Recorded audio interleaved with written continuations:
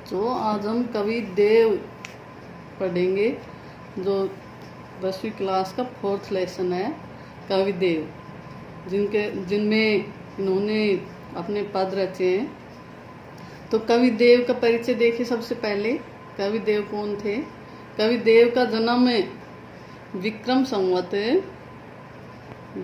संवत 1730 में हुआ। विक्रम संवत 1730 में इनका जन्म स्थान इटावा माना जाता है। कौन सा? इटावा। इटावा के रहने वाले थे। इस विषय में एक उक्ति भी प्रचलित है, दोष लिया कवि देव को नगर इटाओ वास। ठीक है। इनके पिता का नाम बिहारी लाल दुबे, बिहारी लाल दुबे माना जाता है। इनके वंशज वर्तमान में इटावा और कुसमरा में रहते हैं। ठीक। इनकी रचनाओं की प्रमुख संख्या है 52 संख्या मानी जाती है इनकी रचनाओं की। किंतु प्रमुख और प्राप्त रचनाएं इनकी कौन कौन सी, वो देखिए। भाव विलास, भवानी विलास,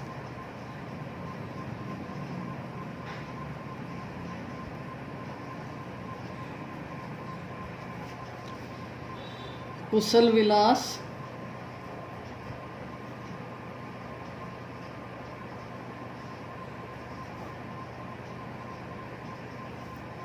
रस विलास,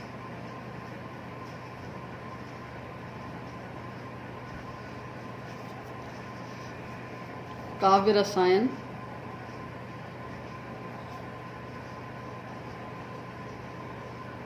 आदि। ये इनकी प्रमुख और प्राप्त रचनाएं मानी जाती हैं। ठीक है। इनकी ये श्रृंगार रस के प्रमुख कवि माने जाते हैं, श्रृंगार रस के। और इनकी प्रमुख भाषा है साहित्यिक ब्रज भाषा। ये इनकी प्रमुख भाषा है। कौन सी? साहित्यिक ब्रज भाषा। स्वभाव से ही रसिक होने के कारण उनके काव्य में श्रृंगार रस का उच्छल प्रभाव रहता है। स्वभाव से ही कैसे रसिक है, इसलिए श्रृंगार रस इनकी कविताओं में मिलता है। यह श्रृंगारिकता छिछली नहीं, अपितु उसमें विशेष गंभीरता विद्यमान है।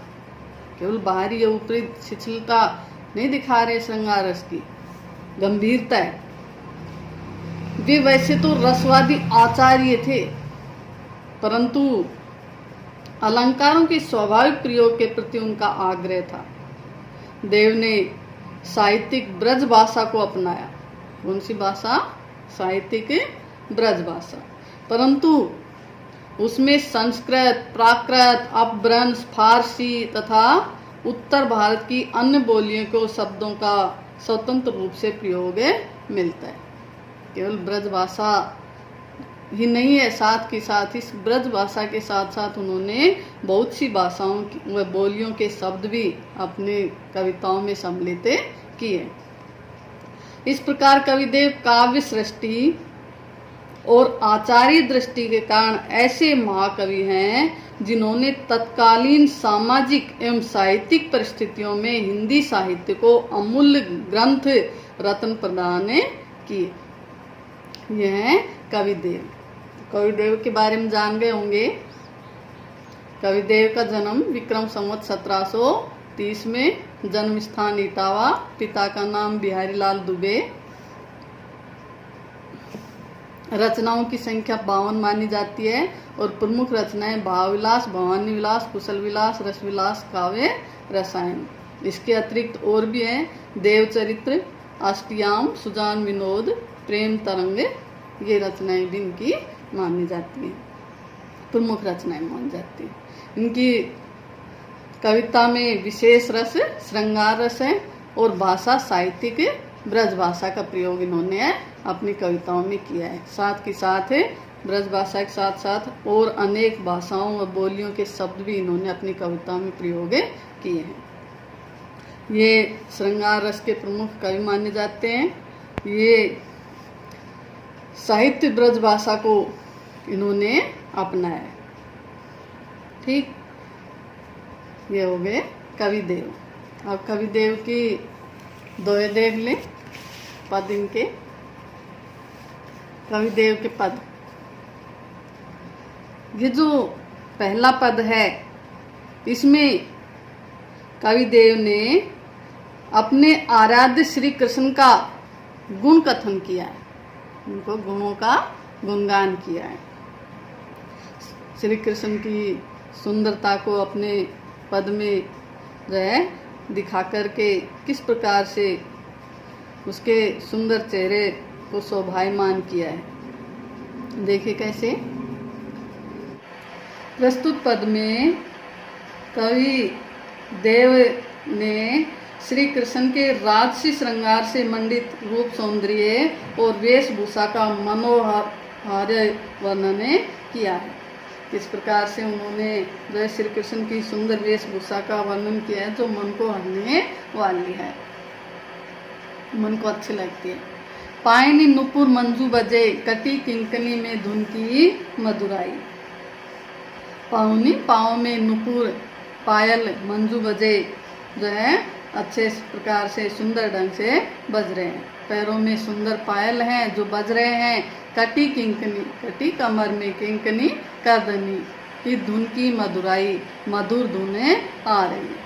कमर में जो करगनी है उसकी मधुर ध्वनि निकल रही है। पैरों में सुंदर है पायल बज रहे हैं और कमर में जो करगनी है, तागड़ी है, उसकी मधुर धुनें सुनाई दे रही है। सांवरे अंग लसे पतपीत, सांवले अंग, सांवले शरीर पर पतपीत पीले वस्त्र लसे सुशोभित हो रहे हैं, सुंदर लग रहे हैं। ये हुलसे वनमाल सुहाई, और हृदय पर सुंदर वनमाला शोभायमान है, सुंदर लग रही है। माथे किरीट, मस्तक पर मुकुट है। बड़ी द्रग चंचल, बड़े जो है चंचल नेत्र है, द्रग यानी नेत्र। मंद हंसी मुख चंद जुन्हाई, मंद मंद हंसी मुख रूपी चंद्रमा रूपी मुख पर जुनाई फैली हुई है, शोभायमान है। जो जुनाई यानी चांदनी, जो मुख है वो मुख को क्या बताए, चंद्रमा बताए, और उसकी हंसी जो है वो चांदनी के समान फैली हुई है। तो मंद हंसी मुख चंद जुनाई, मुख रूपी चंद्रमा रूपी मुख पर जो है चांदनी, चंद्रमा की चांदनी फैली हुई है। कौन सी चांदनी, मंद हंसी की चांदनी। जय जग मंदिर दीपक सुंदर, जय जग मंदिर दीपक सुंदर, जय जय हो जग मंदिर संसार रूपी मंदिर के सुंदर दीपक। इस श्री कृष्ण को संसार रूपी मंदिर का सुंदर दीपक कहा है। ये संसार रूपी मंदिर के सुंदर दीपक तुम्हारी जय हो। श्री ब्रज दुल्हे देव सहाई, कवि देव कहते हैं कि आप तो ब्रज के दुल्हे हैं। श्री कृष्ण आज विश्व रूपी मंदिर के दीपक हैं और ब्रज के दुल्हे के समान शोभायमान हो रहे हैं। तो ये आपके कवि देव द्वारा रचित पहला पद, जिसमें श्री कृष्ण की सुंदरता का वर्णन किया है। अगला है धाय में, धार में धाय धसी निर्धाय हवे, जाय फंसी उक्सिन अबेरी। धार में, धारा में, धार में, धारा में धाय धसी, धाय दौड़ करके धसी धस गई है। निर्धाय बिना सहारे के हवे है करके, हो करके, बिना सहारे के होकर के धारा में जाकर के दौड़ करके फंस गए हैं। जाए फंसी, जाकर फंस गई। उकसी न अबेरी, और अब निकालने से, उकसाने से भी नहीं उकसती है, उससे बाहर नहीं निकलती है। इसमें जो है गोपियाँ श्री कृष्ण की रूप सौंदर्य का वर्णन कर रही हैं कि उसके रूप सौंदर्य में हमारी क्या दशा हो रही है। वो बताती है कि उसके रूप सौंदर्य की धारा में हमारी जो आँखें हैं वो दौड़ करके बिना सहारा के होकर के जाकर के फंस गई हैं और अब उकसी न अबेरी उकसाने से भी नहीं उकसती हैं, अर्थात अब उसमें से नहीं निकले पाती हैं। री अंगराई गिरी गहरी, और जैसे ही अंगराई ली तो और गहरी उसमें चली गई, और गहराई में चली गई, अर्थात जैसे निकालने का प्रयास किया तो जो है हमारी आंखें उसके रूप सौंदर्य की और गहराई में चली गई और गहनता।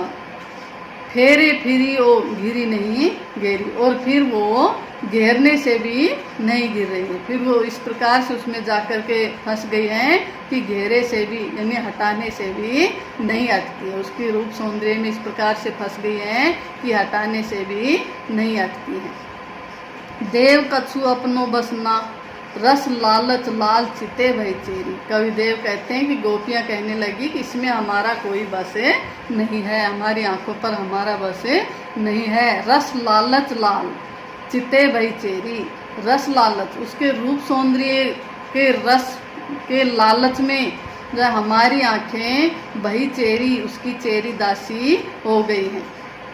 किसकी? श्री कृष्ण की। श्री कृष्ण के रूप सौंदर्य के लालच में हमारी आंखें उसकी भली प्रकार से दासी हो गई हैं। बेगी ही बूढ़ी गई पखिया अखिया मधु की मखिया भई मेरी, बेगी ही बूढ़ी गई पखिया, पखिया पंख है, ये कह रहे हैं कि हमारी आंखें जो है वो मधु की मक्खी हो गई हैं।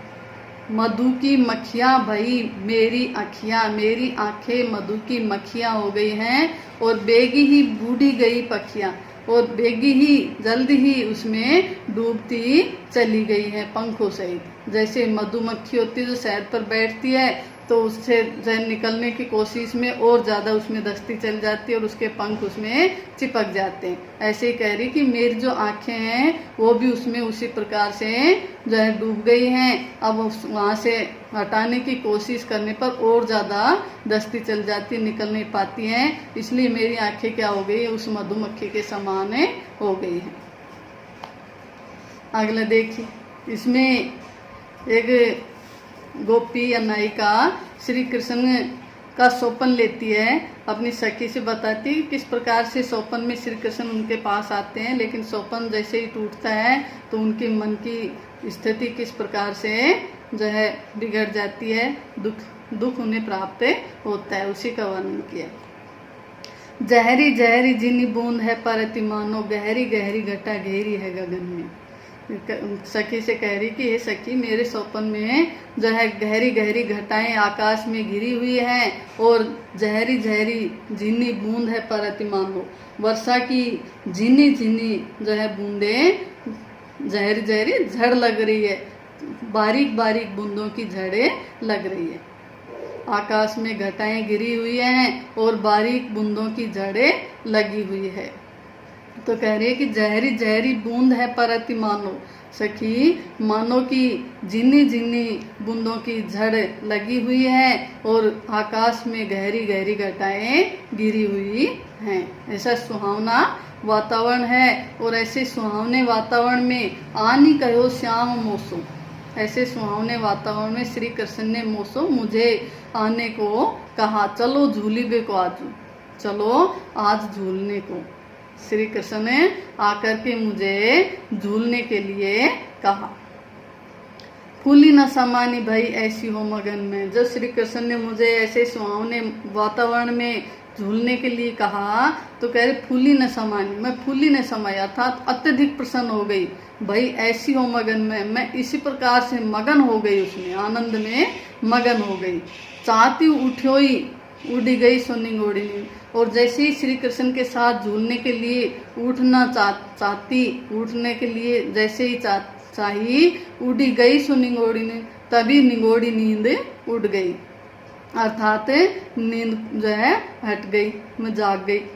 सोए गए भाग मेरे जागी वा जगन में, अब जैसे ही मैं जगी जाग गई, जगन जाग जाना, जैसे ही मैं जागी तो ये संसार रूपी जो है इसमें जब जैसे ही जागृत हुई तो सोई गए भाग, तो मेरे भाग सो गए, अर्थात अब मेरे पास श्री कृष्ण नहीं थे। स्वप्न में श्री कृष्ण मुझे झूला झुलाने के लिए कह रहे थे, लेकिन जैसे ही संसार में जागी, इस संसार में आई, स्वप्न टूटा तो मेरे भाग सो गए, अर्थात श्री कृष्ण मेरे पास नहीं रहे। आँखी खोली देखा तो घन है न घनश्याम, जैसे ही आंखें खोली तो मैंने देखा कि न तो घन है और न ही घनश्याम, घन यानी बादल, घनश्याम यानी श्री कृष्ण। जैसे ही आँख खुली तो देखा न तो बादल थे और न ही श्री कृष्ण मेरे पास थे। वे छाई बूंदे मेरे आंसू है द्रगन में, कहने लगी कि जो मेरी आंखों में जो आंसू है द्रगन, नेत्रों में जो आंसू हैं वही बूंदे अब छाई हुई थी, अर्थात आंखों से आंसू बह रहे थे। श्री कृष्ण के वियोग में अब मेरी आंखों से आंसू बह रहे थे। ठीक है, थैंक यू बच्चों, धन्यवाद।